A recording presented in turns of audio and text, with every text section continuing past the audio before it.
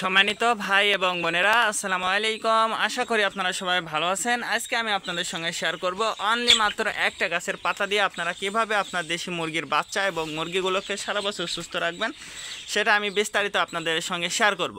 তো অবশ্যই আপনারা ভিডিওটা না টেনে শেষ পর্যন্ত দেখবেন, এবং আপনি যদি আমাদের চ্যানেলে নতুন হয়ে থাকেন তাহলে অবশ্যই আমাদের চ্যানেলটা সাবস্ক্রাইব করবেন, আর যারা সাবস্ক্রাইব করছেন তাদেরকে অসংখ্য ধন্যবাদ। তো আমরা যারা দেশি মুরগিটা লালন পালন করে থাকি, আমরা যারা দেশি মুরগি লালন পালন করি, বিশেষ করে আমরা প্রত্যন্ত অঞ্চলের যারা খামারি আছে, যে সকল বোনেরা এবং ভাইয়েরা আমাদের যে সমস্যার সম্মুখীনগুলো আমাদেরকে হতে হয়, তার প্রধান সমস্যা হচ্ছে এই যে বৃষ্টি পড়ছে, দেখেন আকাশটা কিন্তু অনেকটাই মেঘলা। বৃষ্টি হচ্ছে মাঝে মাঝে। এই বৃষ্টি হওয়ার কারণে কিন্তু আমাদের মুরগির বাচ্চা, এই যে বাচ্চাগুলো দেখছেন, এইগুলো কিন্তু মূলত খেয়ে বেড়ায়।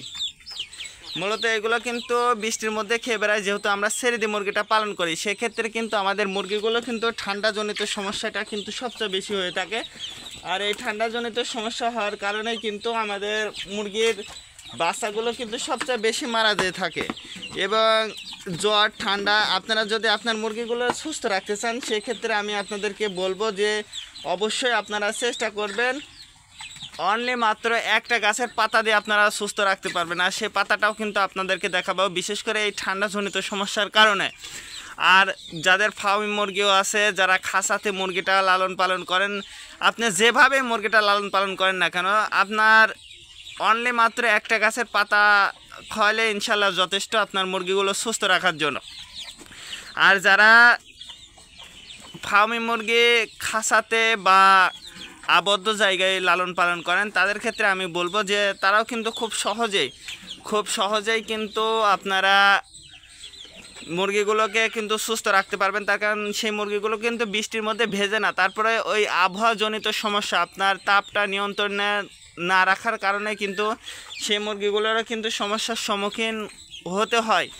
এই জন্য আমি বলবো যে আপনি যেভাবে মুরগি লালন পালন করেন না কেন, এই আষাঢ় মাসের দিনে অবশ্যই আপনারা চেষ্টা করবেন এই গাছের পাতার রসটা দিবেন।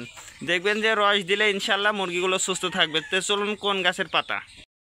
দেখেন, আষাঢ় মাস হওয়ার কারণে আমাদের খামারে আমরা কাজটা শুরু করব, কিন্তু এখনও কাজটা শুরু করতে পারিনি। তার কারণ এখন প্রচণ্ড বৃষ্টি পড়ছে, আর এই বৃষ্টির মধ্যে আমাদের ইট বালি সবই নিয়ে আসা হয়ে গেছে, কিন্তু আমরা এখনও কাজটা শুরু করতে পারছি না, শুধুমাত্র বৃষ্টির কারণে। যে এই বৃষ্টির মধ্যে আসলে গরুর খামারের যে কাজটা, ওইটা পুনরায় আমরা চালু করতে পারতেছি না।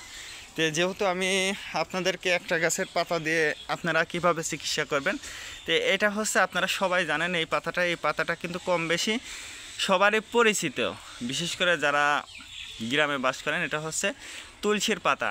এই তুলসীর পাতা রস করে যদি আপনারা আপনার দেশি মুরগির বাচ্চাগুলোকে বা মুরগিগুলোকে খাওয়ান, বিশেষ করে যদি আপনার ছাগলের বাচ্চাও হয়ে থাকে বা বড় ছাগলও থেকে থাকে, সেক্ষেত্রেও কিন্তু এর রস করে বা পাতাটা যদি আপনারা ছাগলের যদি খাওয়ান বা গরুর যদি কোনো সমস্যা হয়ে থাকে, বিশেষ করে ঠান্ডাজনিত সমস্যায় এই আষাঢ় মাসের দিনে, সেক্ষেত্রে কিন্তু আপনারা গরুকেও কিন্তু এই পাতাটা খাওয়াইতে পারবেন। যদিও আপনারা হাস্যরসকভাবে নেবেন না, তার কারণ এটার গুণগত মান আপনি একবার ট্রাই করে তারপরে আপনারা এ বিষয়ে মন্তব্য করবেন। এবং কে কোন জেলা থেকে আমার এই ভিডিওটা দেখছেন অবশ্যই আমাদেরকে কমেন্টের মাধ্যমে জানিয়ে দেবেন।